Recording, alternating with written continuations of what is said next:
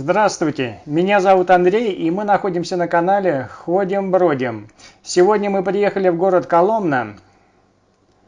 Сзади меня находится Коломенский Кремль. Маринкина башня, так называемая. Башня, в которой, по легенде, была заключена Мария Мнишек. Немного левее Коломенский конькобежный центр. Сегодня мы еще прогуляемся по территории Кремля и посмотрим, что там есть. Вот это памятник Дмитрию Донскому.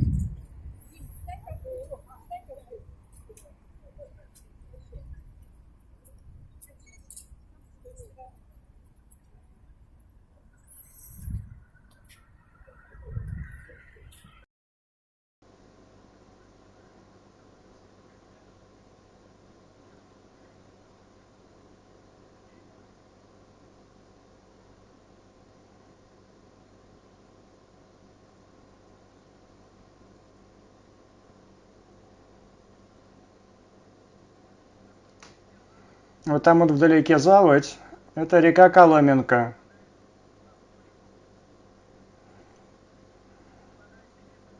Чуть подальше видно пляж. А это дорога на Москву.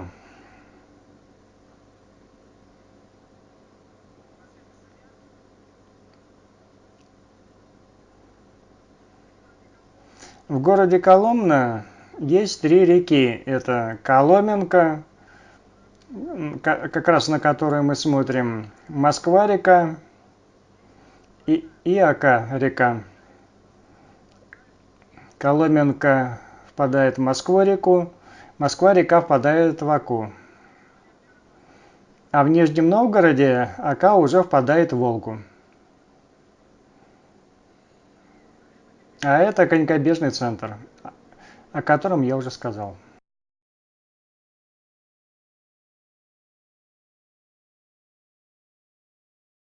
Мы войдем на территорию Кремля через вот этот мостик. Он был сделан только в экскурсионных целях, чтобы можно было удобно выходить. Тут видно ров, который был прокопан перед стеной.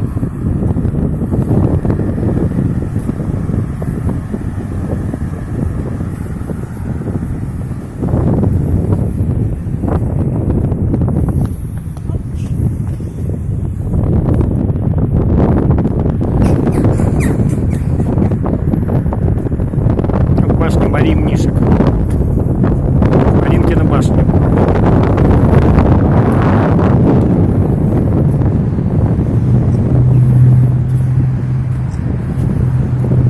Ну вот тут свадьбы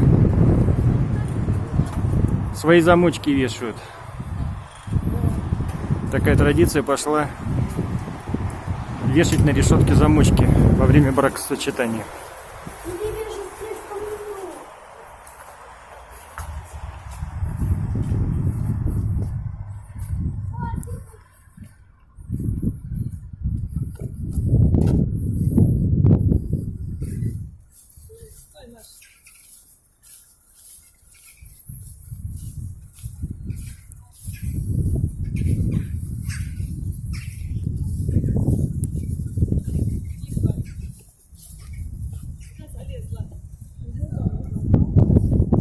Вот мы наблюдаем с территории Кремля. Кремль, он сохранился только частично.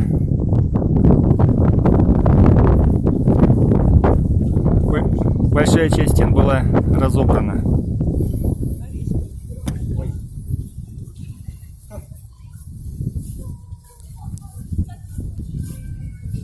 Из этого кирпича разобранного большинство зданий, которые находятся по соседству, были построены как раз из стен вот этого Коломенского Кремля.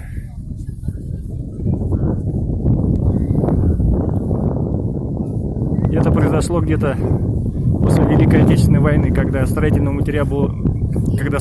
материала было мало, а людям надо было жить где-то. Но на территории Кремля еще сохранились церкви, даже монастырь тут есть действующий.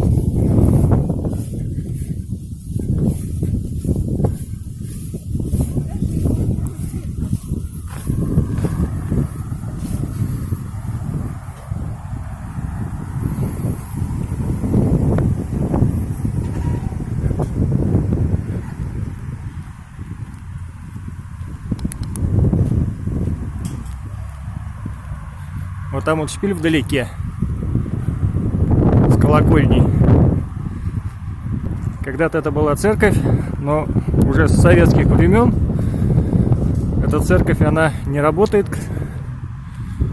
А на первом этаже, на самом основании, находится магазин. Точнее, там 1000 мелочей магазин. А потом уже, в послеперестроечные времена, там разрослось вот это вот торговое помещение. В общем, эта церковь превратилась в один большой супермаркет. До сих пор.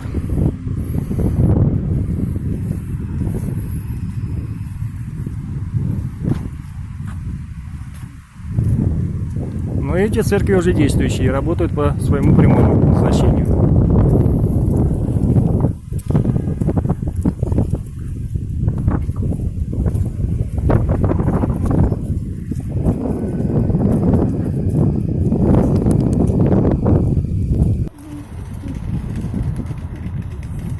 Вот мы, оказывается, находимся на территории монастыря женского. Сейчас посмотрим, выйдем с территории и посмотрим на табличку, которая рассказывает, что это за монастырь. Вот, можете почитать. Русская православная церковь, Московский патриархат.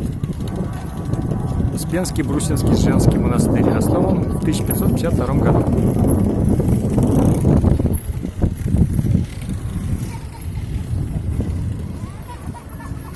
И вот он, магазин, церковь, магазин.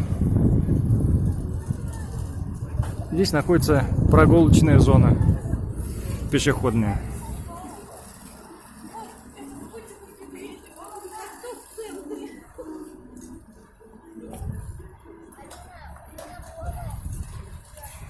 Раньше, в советские времена, здесь была разруха полная, здесь не было такого убранства, монастырь не работал.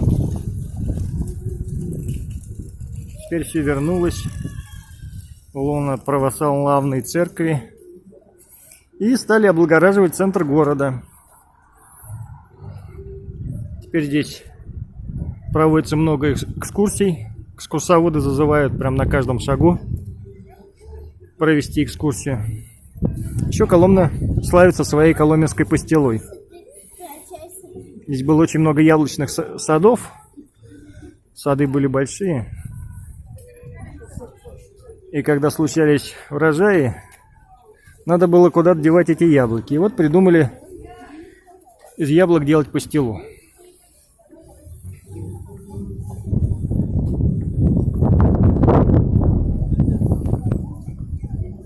И с тех пор стала Коломна славиться еще и своей пастилой. Кроме того, что в городе много промышленных предприятий. Здесь есть тепловозостроительный завод. Сначала он был паровозостроительным, потом стал тепловозостроительным.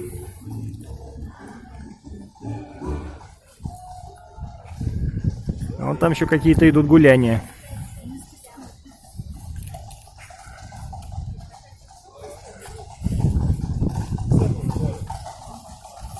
Кто-то едет прям на карете, наверное, свадьба какая-то здесь будет.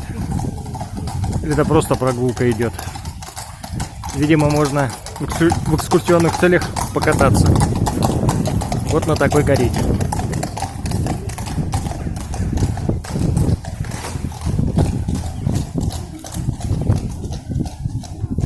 Здесь есть еще в Коломне трамвайный завод, который делал трамваи. Сейчас не знаю, раньше делал.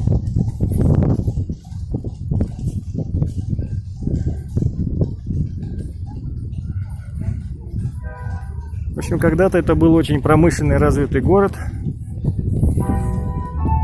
Но сейчас в основном люди ездят на заработки в Москву отсюда.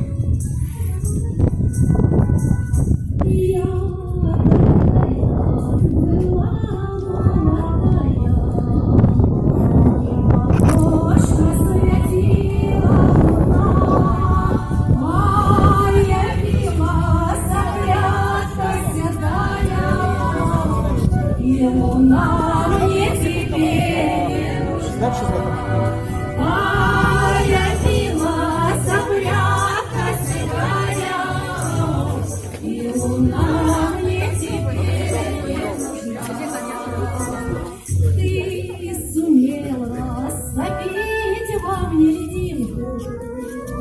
Луна стала ярче светить, попрошу я художника сынку, чтоб тебе на свидание сходить. Попрошу я художника сынку, чтоб тебе на свидание сходить. Я надену красивую платью, выйду в ясную лунную ночь, с моею душой. В общем, туристический бизнес в Коломне развивается.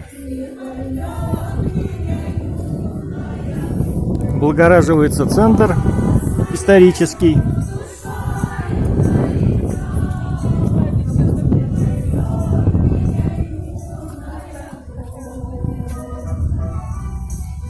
Коломна хорошеет.